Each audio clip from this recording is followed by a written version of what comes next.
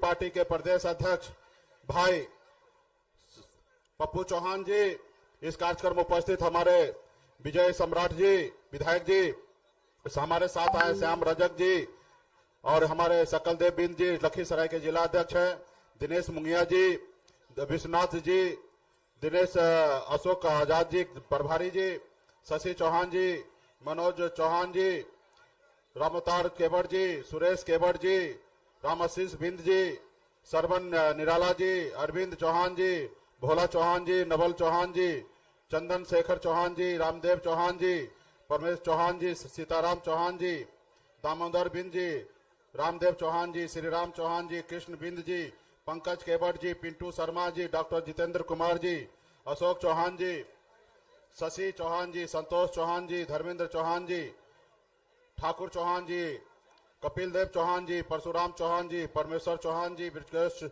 Dealer जी, हरि केवट जी, कौशल चौहान जी, अजीत चौहान जी, अखिलदेव जी बिंद जी, संजीत चौहान जी, विनोद रविदास जी, मुकेश चौहान जी, पुरुषोत्तम पासवान जी, किरण देवी जी, छोटे चौहान जी, सरवन जी और तमाम इंडिया गठबंधन के सभी नेतागण इस सभा में उपस्थित बड़े संख्या में नौजवान साथी, सम्मानित गार्जियन, सभी को सनप मल्ला मुकेश सैनी की ओर से नमस्कार प्रणाम। साथियों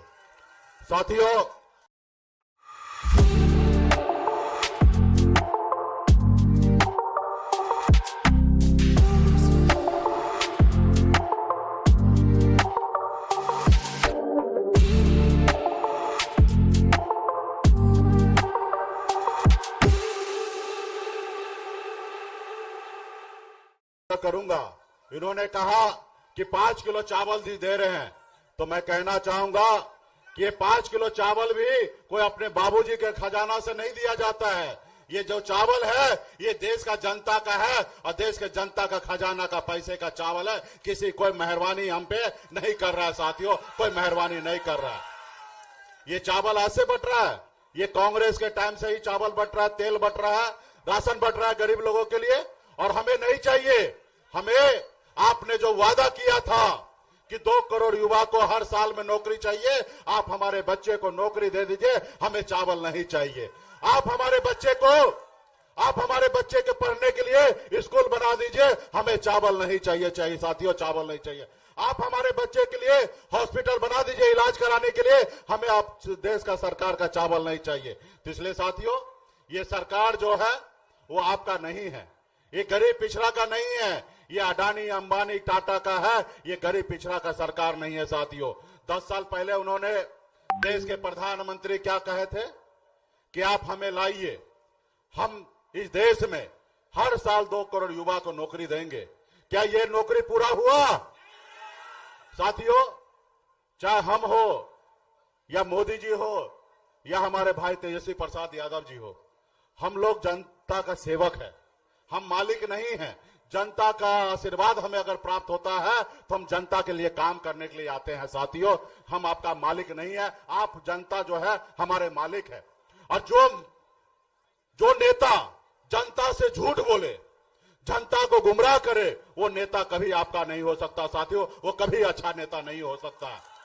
आज बताइए, मोदी जी ने 2 करोड़ युवा को नौकरी देने का काम वादा किया था, क्या वादा पूरा हुआ? तो ऐसे सरकार को बदलने की आवश्यकता है साथियों, ऐसे नेता को बदलने की आवश्यकता है, क्योंकि जनता ही मालिक है। आप देखिएगा, अगर सरकारी नौकरी में बहाली होता है तो 60 साल तक, जब तक उसका उम्र होता है तब तक वो सरकारी नौकरी पे डटे रहेंगे। लेकिन नेता को सिर्फ 5 साल का मौका मिलता है, और 5 साल में अगर अच्छा काम करेंगे तो जनता न्याय करेंगे और दोबारा उनको चुनने का काम करेंगे। अगर जनता के बीच में अच्छा काम नेता नहीं करेंगे तो ये जनता के पास अधिकार है उसको बदलने का। आपने 2014 में उनको लाया, लेकिन उन्होंने इतना झूठ बोला। आपने 2019 में आपने बदला नहीं, कहीं ना कहीं आपका गलती है साथियों, आपका गलती है। आपने कहा एक बार और देख लेते हैं, और ये दूसरी बार है।